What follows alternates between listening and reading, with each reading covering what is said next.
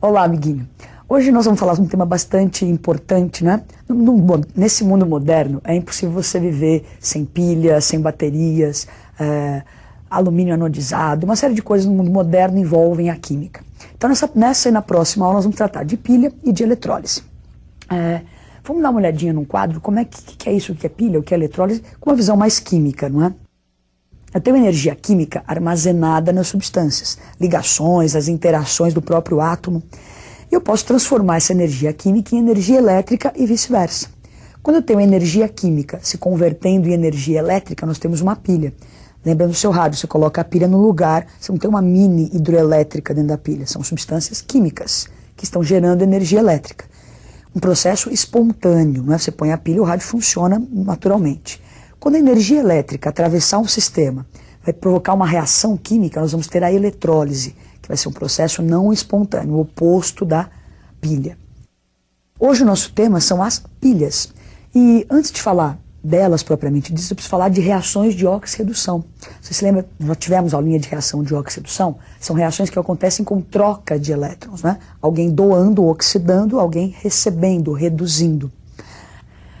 Nós vamos fazer agora um experimento para mostrar essas reações, ilustrar bem o que são essas reações de deslocamento, reações de simples troca, reações de oxirredução, que nós vamos precisar usar nas nossas pilhas. Então vamos ao experimento. O objetivo desse experimento é mostrar a reatividade, comparar a reatividade entre zinco e cobre. Então nesse primeiro potinho nós temos aqui o íon zinco.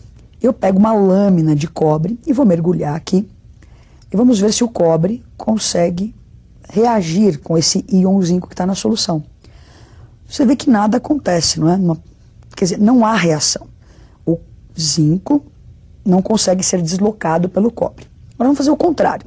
Nós temos aqui a solução azul, que caracteriza o íon cobre.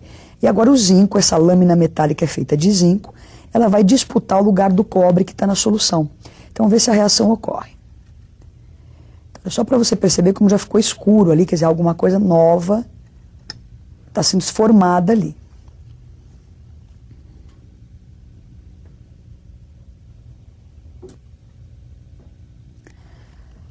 Bom, agora passou um tempinho, não é? Nós vamos ver o que aconteceu aqui mais de perto. Então, não sei se você já consegue perceber, não é? Há uma deposição de cobre metálico. Não sei se você consegue ver a pontinha aqui um pouquinho avermelhada, não é?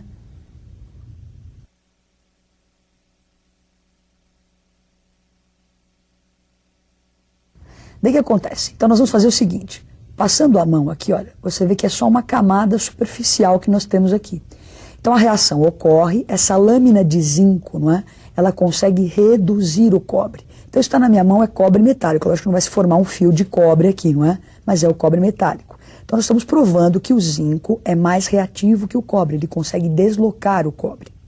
Bom, nós não conseguimos enxergar os íons que estão na solução. Então você viu a experimentação, você viu que formou cobre metálico. Mas para você entender melhor o que acontece lá interiormente com os íons, nós vamos fazer uma tela para você observar isso. Então você observa ali que estava a barra de zinco mergulhada numa solução de íon cobre. Então o zinco oxida, não é? Forma zinco 2+, isso você não consegue perceber, é muito sutil, não é?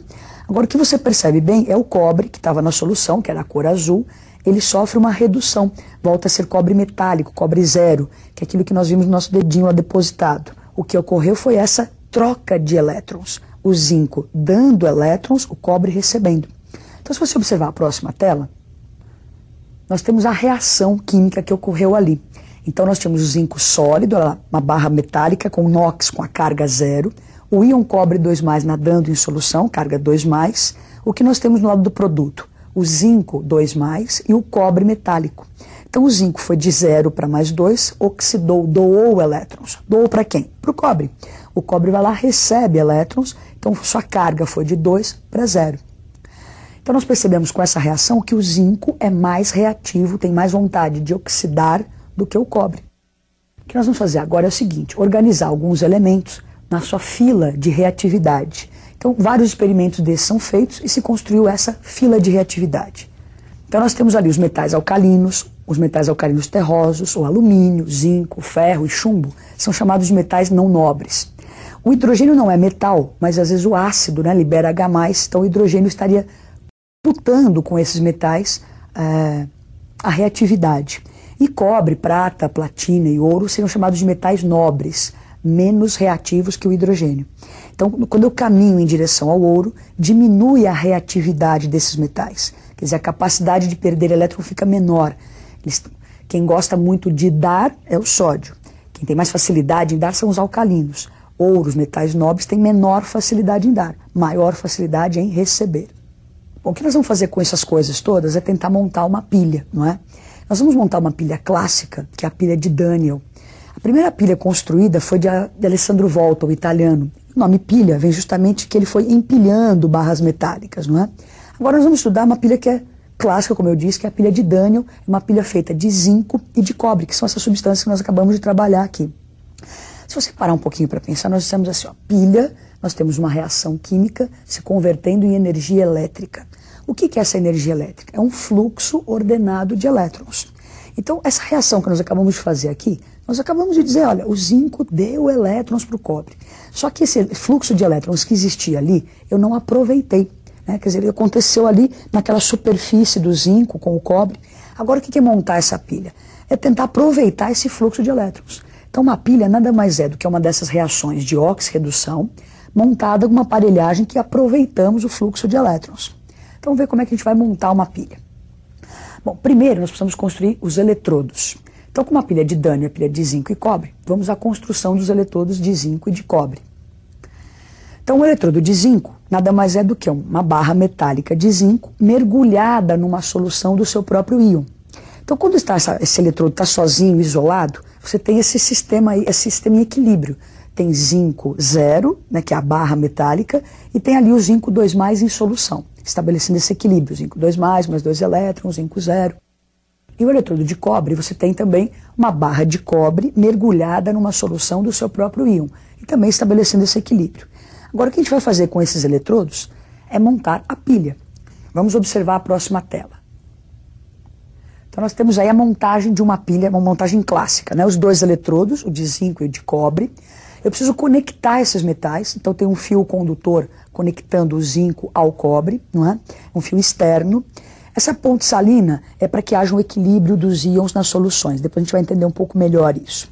Então, a hora que você conectar, não é, o zinco ao cobre, o que acontece? O zinco é mais reativo, tem mais vontade de doar elétrons do que o cobre. Então, a hora que você conectar, vão sair elétrons do zinco, passando pelo fio e chegando lá no eletrodo de cobre, o que vai fazer a lâmpadazinha acender, né, que é basicamente a pilha. Agora nós vamos assim para a parte mais teórica dessa história e vamos ver a reação que vai acontecer. Depois nós voltamos para esse desenho para entender melhor, mas vamos para a teoria. Então nós temos assim, olha, o zinco, que era 0, sólido, vai se transformar em zinco 2+, mais 2 elétrons, então ele está oxidando. Essa reação de oxidação acontece no eletrodo, que é chamado de ânodo ou anodo. Já o cobre 2+, que estava em meio aquoso, ele vai receber esses 2 elétrons que veio pelo fio e vai virar cobre 0. Então, uma reação de redução acontece no eletrodo chamado de cátodo. Então, ânodo é o eletrodo onde acontece a oxidação. Cátodo vai catar, vai receber os elétrons. Então, é o eletrodo onde acontece a redução. Somando as reações, não é? Você cancela os elétrons, sempre o número de elétrons doados tem que ser igual ao número de elétrons recebidos. Cancelei os elétrons e tenho a equação global. Então, o zinco oxida, o cobre reduz. Como é que eu posso, de uma maneira mais formal, representar essa pilha, não é? Então, normalmente, você pode representar colocando primeiro o elemento que oxida. Então, você vê o zinco 0 vai para zinco 2+. Então, aquilo está retratando, não é, o que acontece no primeiro eletrodo ali. Essas duas barrinhas para diferenciar os eletrodos. E no outro eletrodo, o cobre 2+ foi para cobre 0. Então, na hora de representar a pilha, primeiro o elemento que oxida, depois aquele que reduz. Vamos voltar para aquele desenho inicial e ver o que aconteceu melhor, não é? Entender melhor o que está acontecendo com a nossa pilha. Então, o que acontece? O zinco que estava oxidando está derramando nessa solução íons zincos 2+. Então, começa a aumentar a concentração de zinco 2+ dessa potinha. O elétron caminhou para o outro lado, chegou naquela barra de cobre e começa a atrair o íon cobre que está na solução. Então, a barra de zinco que oxida, a massa dela começa a diminuir. A barra de cobre que reduz começa a depositar o